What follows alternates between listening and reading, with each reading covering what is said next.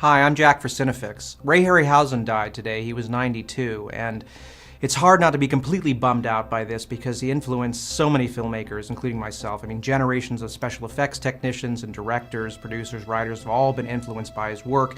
But I feel like we need to talk about him because he was such an enormous presence in our industry, and he really was magic. I mean, that was the thing about him. When I first saw his movies, there was real magic in them. I think the first sequence I saw was from one of his early films, The Beast from 20,000 Fathoms, where the Rhedosaur, which I don't even know if that's an actual dinosaur, it's basically a dinosaur comes up out of the East River and eats a lot of people in New York. He clamps down on a police officer who's stupidly trying to shoot him, and he bites the police officer by the head and picks him up, and you see his legs kicking, and obviously these were all done with stop-motion animated miniatures.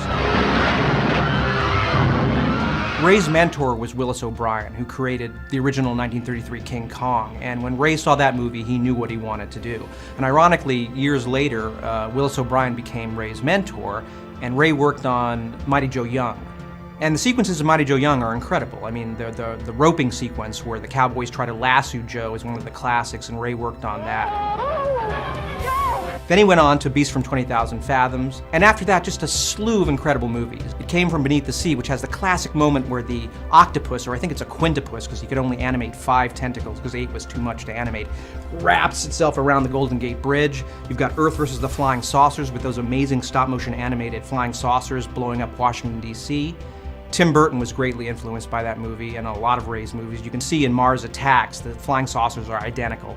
Of course, everybody knows the amazing skeleton fight in Jason and the Argonauts. I mean, the choreography, the stop-motion choreography in that sequence is unparalleled.